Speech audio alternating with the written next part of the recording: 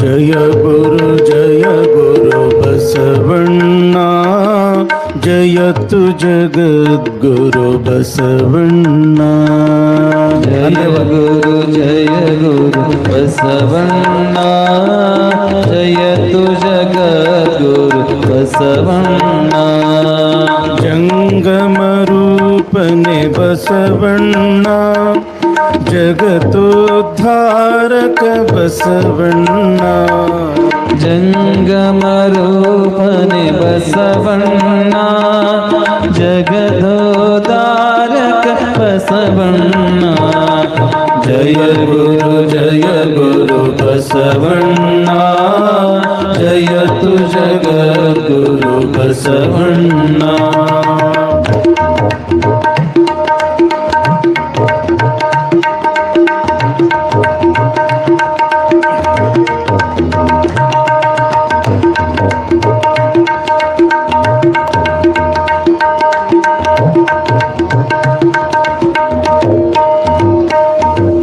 ಕಲ್ಯಾಣ ವಾಸನೆ ಬಸವಣ್ಣ, ಕಾರುಣ್ಯ ಮೂರುತಿ ಬಸವಣ್ಣ.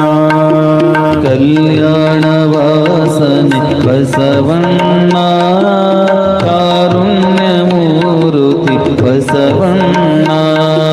ಕಾಯಕ ಯೋಗಿಯೇ ಬಸವಣ್ಣ, ಕೈವಲ್ಯದಾತನೆ ಬಸವಣ್ಣ. ಕಾಯಕ ಯೋಗಿಯೇ ಬಸವಣ್ಣ, ಕೈವಲ್ಯದಾತನೆ ಬಸವಣ್ಣ. ಸಾಂಬ ಸದಾ ಶಿವ ಸಾಂಬ ಶಿವ, ಸಾಂಬ ಸದಾ ಶಿವ ಸಾಂಬ ಶಿವ. ಸಾಂಬ ಸದಾ ಶಿವ ಸಾಂಬ ಶಿವ, ಸಾಂಬ ಸದಾ ಶಿವ ಸಾಂಬ ಶಿವ. ಶಿವನೇ ಬಸವ ಬಸವ ಶಿವನೇ, ಶಿವನೇ ಬಸವ ಬಸವ ಶಿವನೇ. ಬಸವರಾಜೇಂದ್ರನೇ ಸಾಂಬ ಶಿವ, ಬಸವರಾಜೇಂದ್ರನೇ ಸಾಂಬ ಶಿವ. ಸಾಂಬ ಸದಾ ಶಿವ ಸಾಂಬ ಶಿವ, ಸಾಂಬ ಸದಾ ಶಿವ ಸಾಂಬ ಶಿವ.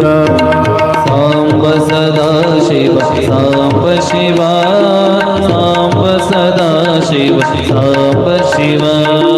ಸಾಂ ಶಿವ ಓಂ ಶಿವ, ಸಾಂ ಶಿವ ಓಂ ಶಿವ, ಸಾಂ ಶಿವ ಓಂ ಶಿವ, ಸಾಂ ಶಿವ ಓಂ ಶಿವ, ಸಾಂ ಶಿವ ಓಂ ಶಿವ, ಸಾಂ ಶಿವ ಓಂ ಶಿವ, ಸಾಂ ಶಿವ ಓಂ ಶಿವ, ಸಾಂ ಶಿವ ಓಂ ಶಿವ, ಸಾಂ ಶಿವ ಓಂ ಶಿವ, ಸಾಂ ಶಿವ ಓಂ ಶಿವ, ಸಾಂ ಶಿವ ಓಂ ಶಿವ, ಸಾಂ ಶಿವ.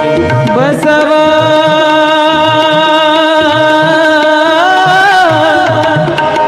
ಬಸವ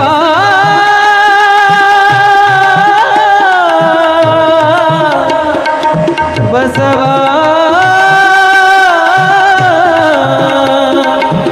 ಬಸವ ಬಸವ.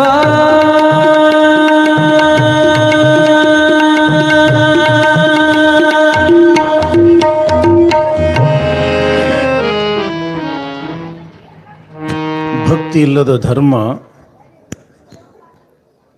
ವ್ಯರ್ಥವಾಗುವುದೆಂದು ಭಕ್ತಿತ್ರಯವ ಕಲಿಸಿ ಮುಕ್ತನೆನಿಸಿ, ಮುಕ್ತಿ ಪದವಿಗೆ ಸಂದ ಕರ್ತೃ ಬಸವೇಶನತಿ ಭಕ್ತಿ ಭಿಕ್ಷೆಯ ನೀಡಿ ಸಲಹೆನ್ನನು. ಮಹಾಮಾನವತಾವಾದಿ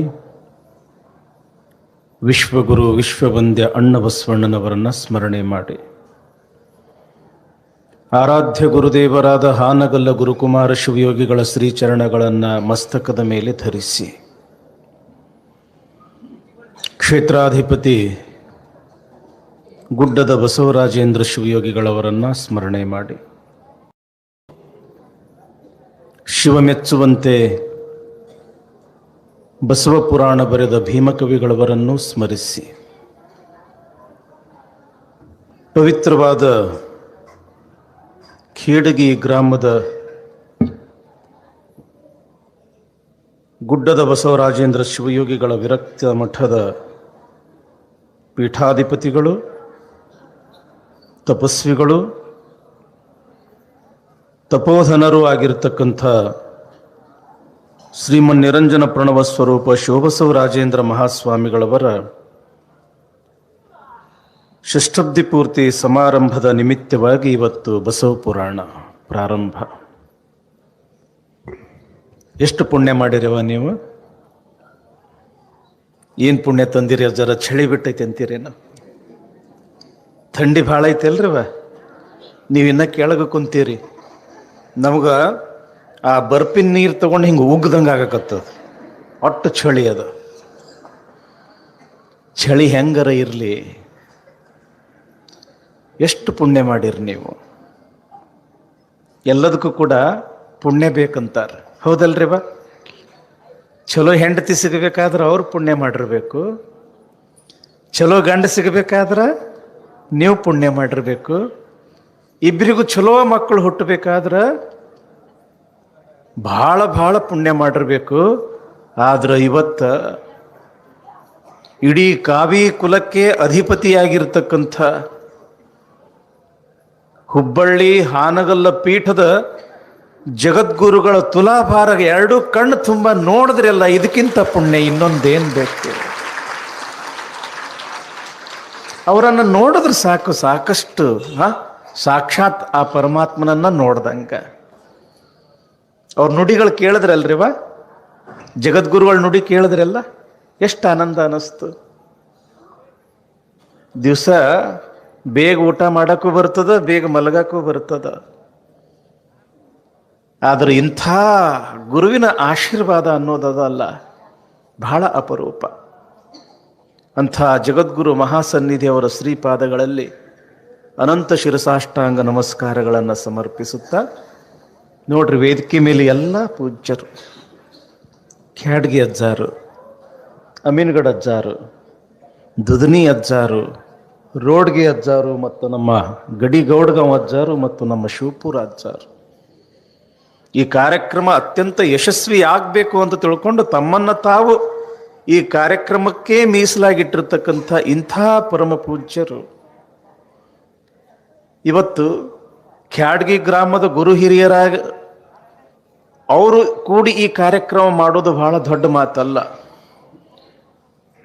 ತಮ್ಮ ತಮ್ಮ ದೊಡ್ಡ ದೊಡ್ಡ ಸಂಸ್ಥಾನ ಮಠಗಳನ್ನು ಬಿಟ್ಟು ಈ ಕಾರ್ಯಕ್ರಮ ಯಶಸ್ಸಿನ ಸಲುವಾಗಿ ಇಂಥ ದೊಡ್ಡ ದೊಡ್ಡ ಸ್ವಾಮಿಗಳೇ ನಿಂತಾರ ಅಂದ ಮೂಲಕ ಈ ಊರಿಂದ ಎಷ್ಟು ದೊಡ್ಡ ಪುಣ್ಯ ಇರಬೇಕು. ಅಂತಹ ಎಲ್ಲ ಪರಮ ಪೂಜ್ಯರ ಶ್ರೀಪಾದಗಳಲ್ಲಿ ಅನಂತ ಕೋಟಿ ಪ್ರಣಾಮಗಳು. ಮತ್ತು ಇವತ್ತು ವಿಶೇಷವಾಗಿ ನಮ್ಮ ಖ್ಯಾಡ್ಗಿ ಗ್ರಾಮದ ಎಲ್ಲ ಗುರು ಹಿರಿಯರಿಗೂ ತಂದೆ ತಾಯಿಗಳಿಗೂ ಅಷ್ಟೇ ಅಲ್ಲದೇನೆ, ಇವತ್ತು ನಾವು ಯಾರನ್ನ ನೆನೆಸ್ಬೇಕು ಹೇಳ್ರಿ? ಇವತ್ತು ಮುಖ್ಯವಾಗಿ ಇಲ್ಲಿ ನಮ್ಮ ಮಹೋದಯರು ಕುಂತಾರಲ್ಲ, ಕೂಡಿಗನೂರು ಅಜ್ಜ, ನಮ್ಮ ಎಲ್ಲ ತಾಯಂದ್ರು, ಶರಣರು, ಎಷ್ಟು ಪುಣ್ಯವಂತರವ ನೀವು. ನೀವು ಬರುವಾಗ ನಾನು ನೋಡಿದೆ, ಎಷ್ಟು ಚಂದ, ತಲೆ ತುಂಬ ಶೆರಗು ಹೊಚ್ಕೊಂಡು, ಹಣೆ ತುಂಬ ವಿಭೂತಿ ಕುಂಕುಮ, ತಲೆ ಮೇಲೆ ಅಷ್ಟು ದೊಡ್ಡ ದೊಡ್ಡ ಬಸವ ಬುತ್ತಿಯನ್ನು ಹೊತ್ಕೊಂಡು, ಅದರಲ್ಲಿ ನೀವು ಕೇವಲ ರೊಟ್ಟಿ ಪಲ್ಯ ಅನ್ನ ಸಾರು ಅಷ್ಟೇ ತಂದಿಲ್ಲ. ನೀವು ಎಂಥ ಪುಣ್ಯ, ಎಂಥ ಬುತ್ತಿ ಹೊತ್ಕೊಂಡು ಬಂದಿರಿ ಅಂತಂದ್ರೆ ಅದು ಅಂತಿಂತ ಬುತ್ತಿ ಅಲ್ಲ, ಅದು ನಿಮ್ಮೆಲ್ಲರ ಪುಣ್ಯದ ಬುತ್ತಿ. ಬಸವ ಬುತ್ತಿ ಅಂತಂದ್ರೆ ನಿಮ್ಮೆಲ್ಲರ ಪುಣ್ಯದ ಬುತ್ತಿ. ಆ ಪುಣ್ಯವನ್ನ ಇವತ್ತು ಬಸವಣ್ಣನಿಗೆ ಸಮರ್ಪಣೆಯನ್ನ ಮಾಡಿ ಮಹಾಪುಣ್ಯವನ್ನ ಗಳಿಸ್ಕೊಳ್ಳಕ್ಕೆ ಬಂದಿರಿ ನೀವೆಲ್ಲ. ಅದಕ್ಕೆ ಎಲ್ಲ ನಮ್ಮ ಕೂಡಿಗನೂರಿನ ತಾಯಂದಿರಿಗೂ, ಅಕ್ಕ ತಂಗಿಯರಿಗೂ, ಗುರು ಹಿರಿಯರಿಗೂ, ಮತ್ತು ಇನ್ನೂ ಅನೇಕ ಗ್ರಾಮಗಳಿಂದ ಆಗಮಿಸಿರ್ತಕ್ಕಂಥ ಎಲ್ಲ ಸದ್ಭಕ್ತರಿಗೂ ಅನಂತ ಶರಣು ಶರಣಾರ್ಥಿಗಳು. ಶರಣು ಶರಣಾರ್ಥಿ ಅಂದ್ರೆ ಏನು ಅನ್ಬೇಕ್ರಿವ? ಶರಣು ಶರಣಾರ್ಥಿ. ಸ್ವಲ್ಪ ಚಳಿ ಬಿಟ್ಟು ಹೋಗಬೇಕು. ಶರಣು ಶರಣಾರ್ಥಿ. ಶರಣರ ನೆನೆದರ ಸರಗಿಯ ಇಟ್ಟಂಗ, ಹವಳ ಮಲ್ಲಿಗೆ ಮುಡಿದಂಗ, ಹವಳ ಮಲ್ಲಿಗೆ ಮುಡಿದಂಗ ಕಲ್ಯಾಣ ಶರಣರ ನೆನೆಯೋ ಎಲೆ ಮನವೇ. ಮಲ್ಲಿಗೆ ಇರುವಾಗ ಮುಳ್ಳ್ಯಾಕ ಮುಡಿಯೂತಿ, ಕಲ್ಯಾಣದಲ್ಲಿ ಬಸವಣ್ಣ, ಕಲ್ಯಾಣದಲ್ಲಿ ಬಸವಣ್ಣ ಇರುವಾಗ ಕಲ್ಲಿಗೇಕೆ ಕೈಯ ಮುಗಿಯೂತಿ. ಎಲ್ಲ ಬಲ್ಲಿದನಯ್ಯ ಕಲ್ಯಾಣ ಬಸವಯ್ಯ, ಚೆಲ್ಲಿದನು ತಂದು ಶಿವ ಬೆಳಕ, ಚೆಲ್ಲಿದನು ತಂದು ಶಿವ ಬೆಳಕ ನಾಡೊಳಗ, ಸ್ವಲ್ಲೆತ್ತಿ ಜಗವ ಹಾಡುವದ. ನಿಮ್ಮಂಥ ಗರತಿ, ನಿಮ್ಮಂಥ ಮುತ್ತೈದೆ ಹೃದಯ ತುಂಬಿ ಹಾಡ್ತಾಳಕ್ಕಿ. ಶರಣರ ನೆನೆದರ ಸರಗಿಯ ಇಟ್ಟಂಗ, ಹವಳ ಮಲ್ಲಿಗೆ ಮುಡಿದಂಗ ಕಲ್ಯಾಣ ಶರಣರ ನೆನೆಯೋ ಎಲೆ ಮನವೇ. ಕಲ್ಯಾಣದ ಶರಣರು ಅಂತಂದ್ರ ಅಂಥವರಲ್ಲ. ಭಕ್ತಿ ಭಾಂಡಾರಿ ಬಸವಣ್ಣನವರು ಸಾಮಾನ್ಯರಲ್ಲ. ಇಡೀ ಜಗತ್ತಿಗೆ ಭಕ್ತಿಯ ಬೀಜವನ್ನ ಬಿತ್ತಿ ಮುಕ್ತಿಯ ಫಲವನ್ನ ಕೊಟ್ಟವರು ತಂಗಿ. ಬಸವಣ್ಣ ಅಂತಂದ್ರೆ ಏನು? ನಾವೆಲ್ಲರೂ ಒಂದೇ. ನಾವೆಲ್ಲರೂ ಕೂಡ ಆ ಸಂಗಮನಾಥನ ಮಕ್ಕಳು, ಪರಮಾತ್ಮನ ಮಕ್ಕಳು. ಬಡವ ಇರಲಿ, ಶ್ರೀಮಂತನ ಇರಲಿ, ಯಾವ ಜಾತಿನೇ ಇರಲಿ, ಯಾವ ಧರ್ಮನೇ ಇರಲಿ, ನಾವೆಲ್ಲರೂ ಒಂದು ಅಂತ ತಿಳ್ಕೊಂಡು ಸಮಾನತೆಯ ಸಂದೇಶವನ್ನು ಕೊಟ್ಟಿರ್ತಕ್ಕಂಥವನು ಬಸವಣ್ಣ. ಅಂಥ ಬಸವ ಪುರಾಣ ಏನದು ಬಸವಣ್ಣ? ಸಾಮಾನ್ಯ ಒಬ್ಬ ವ್ಯಕ್ತಿ ಏನು ಬಸವಣ್ಣ? ಅದೊಂದು ಅದ್ಭುತವಾಗಿರತಕ್ಕಂಥ ಶಕ್ತಿ. 900 ವರ್ಷಗಳ ಹಿಂದೆ ಇಂಗಳೇಶ್ವರ ಬಾಗೇವಾಡಿ, ನೀವೆಲ್ಲರೂ ಕೂಡ ವಿಜಯಪುರ ಜಿಲ್ಲೆಯವರು ಭಾಗ್ಯವಂತರು. ಬಸವಣ್ಣ ಹುಟ್ಟಿದ ನಾಡಿದು ಇಂಗಳೇಶ್ವರ ಬಾಗೇವಾಡಿ. ಮಧ್ಯಾಹ್ನದ ಸಮಯ ಶ್ರೇಷ್ಠ ಕುಲದವರ ಓಣಿಯಲ್ಲಿ ಒಬ್ಬ ದಲಿತ ವ್ಯಕ್ತಿ, ಒಬ್ಬ ದಲಿತ ಹುಡುಗ ಸತ್ತಿರ್ತಕ್ಕಂಥ ಕರುವನ್ನ ಹೊತ್ಕೊಂಡು ಬರ್ತಾ ಇರತಕ್ಕಂಥ ಸಂದರ್ಭ. ಪಕ್ಕದ ಮನೆಯೊಳಗ ವೇದ ಘೋಷ ನಡೆದದ. 4 ಜನ ಬ್ರಾಹ್ಮಣರು ಸೇರಿ ಮಂತ್ರಗಳನ್ನ ಹೇಳ್ತಾ ಇದ್ದಾರೆ. ಹೋಮ ಹವನ ನಡೆದದ. ಆ ಹವಿಸ್ಸುಗಳು, ಅಲ್ಲಿ ಹಾಕಿರ್ತಕ್ಕಂಥ ಆ ಧೂಪ ಮೂಗಿಗೆ ಘಮ್ ಅಂತ ವಾಸನೆ ಬಡಿತು. ಇಂಪಾಗಿರ್ತಕ್ಕಂಥ ಆ ಮಂತ್ರಗಳು ಕಿವಿಗೆ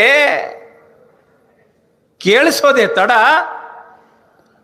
ಆ ದಲಿತರ ಕೇತ ಅನ್ನೋ ಹುಡುಗ ಹೊತ್ತುಕೊಂಡು ನಡೆದಿರ್ತಕ್ಕಂಥ ಆ ಸತ್ತ ಕರುವನ್ನ ಅಲ್ಲೇ ಪಕ್ಕದಲ್ಲಿ ಇಟ್ಟು ಏನಾರ ನಡೆದದ ಇಲ್ಲಿ ಅಂತ ತಿಳ್ಕೊಂಡು ಆ ಬ್ರಾಹ್ಮಣರ ಮನೆಯ ತಲಬಾಗಿಲಿನಲ್ಲಿ ಬಂದು 2 ಹೆಜ್ಜೆ ಮುಂದೆ ಬಂದು ಹಣಿಕೆ ಹಾಕಿ ನೋಡಕತ್ತನ ಏನಾರ ನಡೆದದು ಇಲ್ಲಿ. ಒಬ್ರಲ್ಲ ಇಬ್ರಲ್ಲ 8-10 ಜನ ಬ್ರಾಹ್ಮಣರು ಕುಳಿತುಕೊಂಡಾರ. ಹೋಮದಲ್ಲಿ ಅಗ್ನಿ ಉರಿಯಕತ್ತದ. ಸುತ್ತಮುತ್ತ ಕುಳಿತಿರ್ತಕ್ಕಂಥ ಬ್ರಾಹ್ಮಣರು ಆಗ್ನೇಯ ಸ್ವಾಹ, ಆಗ್ನೇಯ ಇದಂ ನಮಮ, ಹವಿಸ್ಸನ್ನ ಹಾಕಿ ಮಂತ್ರಗಳನ್ನ ಹೇಳಕತ್ತಾರ.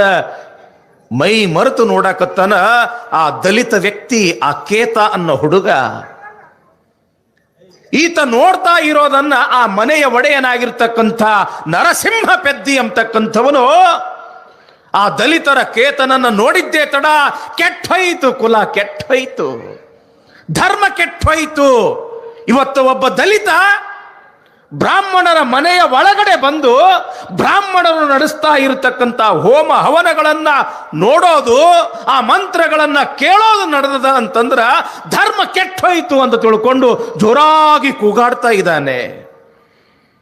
ಇದನ್ನ ಕೇಳಿರ್ತಕ್ಕಂಥ ಆ ದಲಿತರ ಕೇತ ನನ್ನಿಂದ ಅಂಥದ್ದೇನು ತಪ್ಪಾಯಿತು ಅಂತ ತಿಳ್ಕೊಂಡು 2 ಹೆಜ್ಜೆ ಹಿಂದೆ ಸರದವನ ಸತ್ತಿರ್ತಕ್ಕಂಥ ಕರು ಅಲ್ಲೇ ಬಿಟ್ಟು ನನ್ನಿಂದೇನು ಅಪರಾಧ ಆತು ಅಂತ ತಿಳ್ಕೊಂಡು ಹೆದರಿ ಓಡೋಡಿ ಓಡೋಡಿ ಓಡೋಡಿ ತನ್ನ ಕೇರಿಗೆ ಬಂದ. ಗುಡಿಸಿಲಿನಲ್ಲಿ ನಡುಕೊಂತ ಕುಂತ ಬಿಟ್ಟ. ಇತ್ತ ಆ ನರಸಿಂಹ ಪೆದ್ದಿ ಆ ಬ್ರಾಹ್ಮಣರ ಓಣಿಯಲ್ಲಿ ಇರ್ತಕ್ಕಂಥ ಎಲ್ಲ ಮುಖಂಡರನ್ನ ಸೇರಿಸಿ,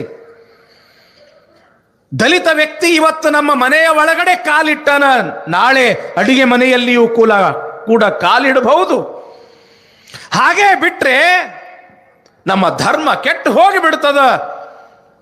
ಏನಾದ್ರೂ ಇದಕ್ಕೊಂದು ಪರಿಹಾರ ಹುಡುಕಬೇಕು ಅಂತ ತಿಳ್ಕೊಂಡು ಎಲ್ಲರನ್ನ ಕೂಡಿಸಿ ಸಮಾಲೋಚನೆಯನ್ನ ಮಾಡಿ ಒಂದು ತೀರ್ಮಾನಕ್ಕೆ ಬರ್ತಾರ. ಏನು, ಮುಂದೆ ಯಾವ ದಲಿತನೂ ಕೂಡ ಬ್ರಾಹ್ಮಣರ ಮನೆಯ ಪ್ರವೇಶ ಮಾಡಬಾರದು, ಅಂಥ ಒಂದು ಬುದ್ಧಿ ಕಲಿಸ್ಬೇಕು ಅಂತ ತಿಳ್ಕೊಂಡು, ಯಾವ ದಲಿತರ ಕೇತ ಯಾವ ಕಿವಿಯಿಂದ ನಾವು ಹೇಳ್ತಕ್ಕಂಥ ಮಂತ್ರಗಳನ್ನ ಕೇಳಿದ್ದಾನೋ ಆತನ ಕಿವಿಯಲ್ಲಿ ಕಾದ ಕಬ್ಬಿಣದ ರಸವನ್ನ ಸುರಿಯಬೇಕು, ಇದೇ ಶಿಕ್ಷೆ ಅಂತ ಒಂದು ತೀರ್ಮಾನಕ್ಕೆ ಬಂದ್ರು. ಹಾಗಾದ್ರೆ ಯಾವ ದಿವಸ? ಇಂಥ ದಿವಸ ಅಂತ ತಿಳ್ಕೊಂಡು ದಿನ ನಿಗದಿ ಮಾಡಿದ್ರು. ಬೆಳಗಿನ ಸೂರ್ಯೋದಯಕ್ಕ ಆತನ ಕಿವಿಯಲ್ಲಿ ಕಾದ ಕಬ್ಬಿಣದ ರಸವನ್ನ ಹಾಕಬೇಕು ಅಂತ ತಿಳ್ಕೊಂಡು ನಿಶ್ಚಯ ಮಾಡಿದ್ರು. ಈ ಸುದ್ದಿ ದಲಿತರ ಓಣಿಯಲ್ಲಿ ಕೇರಿಯಲ್ಲಿ ಮುಟ್ಟಿತು. ಬ್ರಾಹ್ಮಣರು ಮಾಡ್ತಾ ಇರ್ತಕ್ಕಂಥ ಪೂಜೆ, ಅವರು ಹೇಳ್ತಾ ಇರ್ತಕ್ಕಂಥ ಮಂತ್ರಗಳನ್ನು ಕೇಳಿರ್ತಕ್ಕಂಥ ವ್ಯಕ್ತಿಗೆ ಕಿವಿಯಲ್ಲಿ ಕಾದ ಕಬ್ಬಿಣದ ರಸವನ್ನ ಹಾಕಬೇಕು ಅನ್ನೋ ಶಿಕ್ಷೆ ಅಗ್ರಹಾರದಲ್ಲಿ ತೀರ್ಮಾನ ಮಾಡಿದ್ದಾರೆ ಎಂಬತಕ್ಕಂಥ ಸುದ್ದಿ ಕೇಳಿ ಪಾಪ ದಲಿತರ ಕುಟುಂಬ ಗಡಗಡ ಅಂತ ನಡಗಿ ಹೋತು. ಆ ದಿನ ಬಂದೇ ಬಿಡುತ್ತು.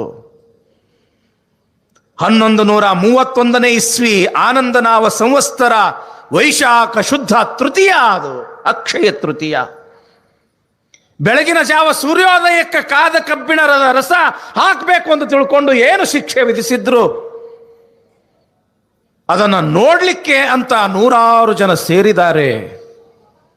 ಆ ಅಗ್ರಹಾರದ ನಾಯಕನಾಗಿರ್ತಕ್ಕಂಥವನು ಮಾದರಸನ ನೇತೃತ್ವದಲ್ಲಿ ಆ ದಲಿತ ವ್ಯಕ್ತಿಯ ಕಿವಿಯಲ್ಲಿ ಕಾದ ಕಬ್ಬಿಣದ ರಸ ಹಾಕಬೇಕು. ಒಂದು ಕಡೆ ಕಬ್ಬಿಣ ಕಥ ಕಥ ಕಥ ಕಥ ಅಂತ ಕುದಿಯಕತ್ತದ, ಇನ್ನೊಂದು ಕಡೆ ನಮ್ಮ ಮಗ ತಪ್ಪು ಮಾಡ್ಯಾನ್ರಪ್ಪ, ಇನ್ನು ಮುಂದೆ ಯಾವ ಬ್ರಾಹ್ಮಣರ ಮನೆಯಲ್ಲಿಯೂ ಕಾಲ ಇಡುವುದಿಲ್ಲ, ಕ್ಷಮಾ ಮಾಡ್ರಿ ಅಂತ ತಿಳ್ಕೊಂಡು ಆ ದಲಿತ ಕುಟುಂಬದವರು ಒಂದೇ ಸವನ ನೆಲದ ಮೇಲೆ ಹೊರಳಾಡ್ತಾ ಉಳ್ಳಾಡ್ತಾ ನಮ್ಮನ್ನ ಕ್ಷಮಾ ಮಾಡ್ರಿ, ತಪ್ಪಾಯ್ತು ಅಂತ ತಿಳ್ಕೊಂಡು ಒಂದೇ ಸವನ ಒದ್ದಾಡಕತ್ತಾರ. ಇನ್ನೊಂದಿಷ್ಟು ಜನ ಕಾದ ಕಬ್ಬಿಣದ ರಸ ಕಿವಿಯಲ್ಲಿ ಹಾಕಿದ ಮೇಲೆ ಈತ ಯಾವ ರೀತಿಯಾಗಿ ವಿಲಿ ವಿಲಿ ಒದ್ದಾಡಿಸ್ತಾ ಇದ್ದಾನೋ ಅದನ್ನ ನೋಡ್ಬೇಕು ಅಂತ ತಿಳ್ಕೊಂಡು ನಿಂತಿರ್ತಕ್ಕಂಥವ್ರು 100 ಜನ. ಆ ಅಗ್ರಹಾರದ ನಾಯಕನಾಗಿರ್ತಕ್ಕಂಥ ಮಾದರಸ ಮನಸ್ಸಿನಲ್ಲಿ ವಿಚಾರ ಮಾಡಕತ್ತಾನ, ಪಾಪ ಆ ದಲಿತ ಹುಡುಗ ಅಂಥದ್ದೇನು ತಪ್ಪು ಮಾಡ್ಯಾನ? ಕಾದ ಕಬ್ಬಿಣದ ರಸ ಕಿವಿಯಲ್ಲಿ ಹಾಕಿದ್ರ ಆತ ಹೆಂಗ ಬದುಕ್ತಾನ ಅಂತ ತಿಳ್ಕೊಂಡು ಮನಸ್ಸಿನೊಳಗ ಮರಗಕತ್ತಾನ ಮಾದರಸ. ಆದರೂ ಕೂಡ ಅಲ್ಲಿ ಇರ್ತಕ್ಕಂಥ ಆ ಬ್ರಾಹ್ಮಣರ ಒತ್ತಾಯ, ಮುಂದೆ ಯಾವ ದಲಿತನೂ ಕೂಡ ಬ್ರಾಹ್ಮಣರ ಮನೆಯೊಳಗೆ ಕಾಲಿಡಬಾರದು ಎಂಬತಕ್ಕಂಥ ಒಂದು ಶಿಕ್ಷೆ. ನರಸಿಂಹ ಪೆದ್ದಿ ಅಂತಾನೆ ಮಾದರಸ, ಬೇಗ ಆಜ್ಞೆಯನ್ನು ಹೊರಡಿಸು. ಸೂರ್ಯೋದಯ ಆಯ್ತು, ಕಾದ ಕಬ್ಬಿಣದ ರಸಕ್ಕೆ ಈತನ ಕಿವಿಯೊಳಗ ಹಾಕಬೇಕು ಅಂತ ತಿಳ್ಕೊಂಡು ಆಜ್ಞೆಯನ್ನು ಕೊಡು ಅಂತ ತಿಳ್ಕೊಂಡು ಯಾವಾಗ ನರಸಿಂಹ ಪೆದ್ದಿ ಹೇಳ್ದ ಆವಾಗ ಮಾದರಸ ವಲ್ಲದ ಮನಸ್ಸಿನಿಂದ ಆಗಲಿ ಆತನ ಕಿವಿಯೊಳಗ ಕಾದ ಕಬ್ಬಿಣದ ರಸವನ್ನ ಸುರೂರಿ ಅಂತ ತಿಳ್ಕೊಂಡು ಅಪ್ಪಣೆಯನ್ನ ಕೊಟ್ಟ. ಇನ್ನೇನು ಆ ಪಾತ್ರೆಯನ್ನ ತಂದು ನೆಲದ ಮೇಲೆ ಕೈಕಾಲುಗಳನ್ನ ಕಟ್ಟಿ ಆ ಏನು ನೆಲದ ಮೇಲೆ ಬಿದ್ದಿರ್ತಕ್ಕಂಥ ಕೇತ, ಆ ಕೇತನ ತಲೆಯ ಮೇಲೆ ಒಬ್ಬ ಕಾಲು ಇಟ್ಟಿದ್ದಾನೆ. 4-6 ಜನ ಹಿಂಗೆ ಹಿಡಿದಿದ್ದಾರೆ. ಇನ್ನೇನು ಕಬ್ಬಿಣದ ರಸ ಕಿವಿಯೊಳಗ ಹಾಕಬೇಕು ಅನ್ನುವಷ್ಟರಲ್ಲಿ ಅಗ್ರಹಾರದ ನಾಯಕನಾಗಿರ್ತಕ್ಕಂಥ ಮಾದರಸನ ಹತ್ರ ಒಬ್ಬ ಓಡೋಡಿ ಬಂದು ಕಿವಿಯೊಳಗ ಬಂದೇನೋ ಸುದ್ದಿ ಹೇಳ್ದ. ಆ ಸುದ್ದಿ ಕಿವಿಯಲ್ಲಿ ಬಿದ್ದಿದ್ದ ತಕ್ಷಣವೇ ಮಾದರಸ ಅಂತಾನೆ, ಈ ಶಿಕ್ಷೆ ರದ್ದಾಗಲಿ, ಈ ಶಿಕ್ಷೆ ರದ್ದಾಗಲಿ. ಆಗ ನರಸಿಂಹ ಪೆದ್ದಿ ಕೇಳ್ತಾನೆ, ಯಾಕೆ ಮಾದರಸ, ಈ ಶಿಕ್ಷೆ ಯಾಕೆ ರದ್ದಾಗಬೇಕು? ಆವಾಗ ಮಾದರಸ ಅಂತನಂತೆ, ಸಂತೋಷದ ಸುದ್ದಿಯನ್ನ ಕೇಳಿದ ತಕ್ಷಣ, ಸಿಹಿಯನ್ನ ಹಂಚುವ ಸುದ್ದಿಯನ್ನ ಕೇಳಿದ ತಕ್ಷಣ ಒಬ್ಬ ದಲಿತನಿಗೆ, ಒಬ್ಬ ಬಡವನಿಗೆ, ಒಬ್ಬ ದೀನ ದರಿದ್ರನಿಗೆ ಇಂಥ ಶಿಕ್ಷೆಯನ್ನ ವಿಧಿಸಬಾರದು ಅಂತ ತಿಳ್ಕೊಂಡು ಶಾಸ್ತ್ರ ಹೇಳ್ತದೆ. ಅಂಥದ್ದೇನಾಗ್ಯದ? ಏನಿಲ್ಲ, ಅಪರೂಪಕ್ಕ ನನಗೆ ಒಂದು ಗಂಡು ಮಗು ಹುಟ್ಟ್ಯದ ಅಂತ ತಿಳ್ಕೊಂಡು ನಮ್ಮ ಆಳು ಸುದ್ದಿಯನ್ನ ತಂದು ಹೇಳೇನ ಅಂದ ಬಳಕ ಗಂಡು ಮಗ ಹುಟ್ಟಿದ ಸಲುವಾಗಿ ಸಿಹಿಯನ್ನ ಹಂಚಬೇಕೇ ಹೊರತು ಒಬ್ಬ ಬಡವನಿಗೆ ಶಿಕ್ಷೆಯನ್ನ ಕೊಡಬಾರದು. ಅಂದು ಹುಟ್ಟಿರ್ತಕ್ಕಂಥ ಮಗು ಬೇರೆ ಯಾರೂ ಅಲ್ಲ, ವಿಶ್ವಗುರು ಬಸವಣ್ಣನೇ ಅಂದಿನ ದಿವಸ ಹುಟ್ಟಿರ್ತಕ್ಕಂಥದ್ದು. ಹುಟ್ಟಿದ ದಿನದಿಂದಲೇ ದೀನ ದಲಿತರನ್ನು ಉದ್ಧಾರ ಮಾಡ್ತಾನೆ ಹುಟ್ಟಿರ್ತಕ್ಕಂಥವನು ಬಸವಣ್ಣ.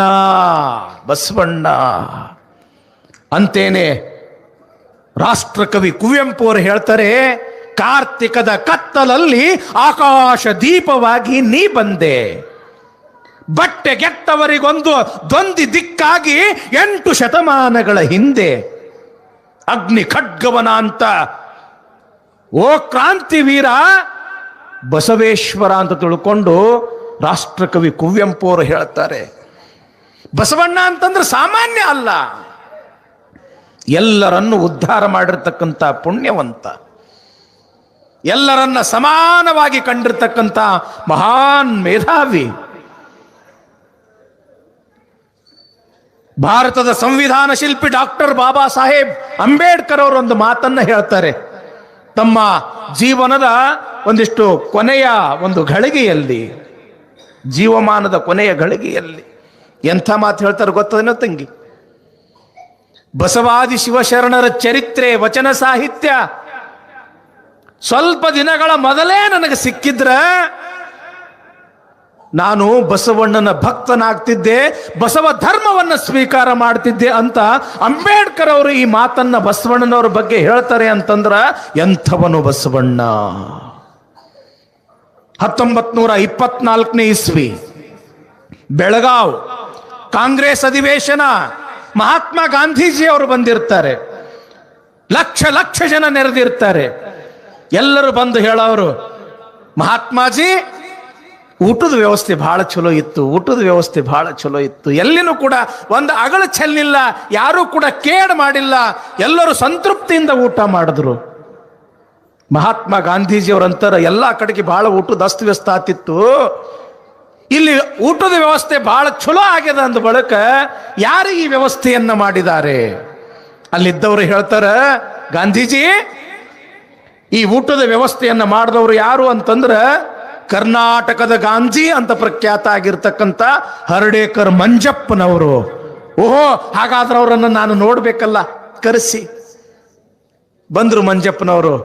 ಏನು ಮಂಜಪ್ಪ ಅವರೇ, ಲಕ್ಷ ಜನರಿಗೆ ಊಟದ ವ್ಯವಸ್ಥೆ ಯಾರಿಗೂ ಕೂಡ ತೊಂದರೆ ಆಗಲಾರದ ಹಾಗೆ ಮಾಡಿರಲ್ಲ, ಇದು ನಿಮಗ ಯಾವ ರೀತಿಯಾಗಿ ಈ ಕಾರ್ಯವನ್ನು ನೀವು ಮಾಡಿದ್ರಿ ಅಂದಾಗ ಹರ್ಡೇಕರ್ ಮಂಜಪ್ಪನವರಂತಾರೆ, ಮಹಾತ್ಮಾಜಿ ಇದಕ್ಕೆಲ್ಲಕ್ಕೂ ಕೂಡ ಬಸವಣ್ಣನವರೇ ಪ್ರೇರಣೆ, ಬಸವಣ್ಣನವರ ದಾಸೋಹ ತತ್ವ, ಬಸವಣ್ಣನವರ ಕಾಯಕ ತತ್ವ ನನಗೆ ಪ್ರೇರಣೆ ಅಂತಾರೆ. ಹಾಗಾದ್ರೆ ಯಾರು ಈ ಬಸವಣ್ಣ? ಸಂಕ್ಷಿಪ್ತವಾಗಿ ಹರ್ಡೇಕರ್ ಮಂಜಪ್ಪನವರು ಮಹಾತ್ಮ ಗಾಂಧೀಜಿಯವರಿಗೆ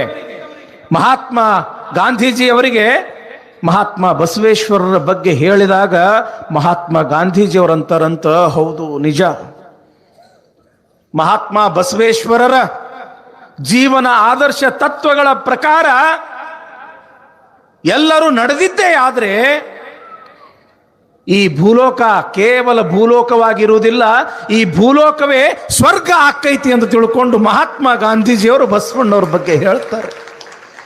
ಅಂಥ ಬಸವ ಪುರಾಣ ಹೇಳುವುದಂದ್ರ ಭಾಗ್ಯ, ಕೇಳುವುದು ಅಂದ್ರ ಭಾಗ್ಯ.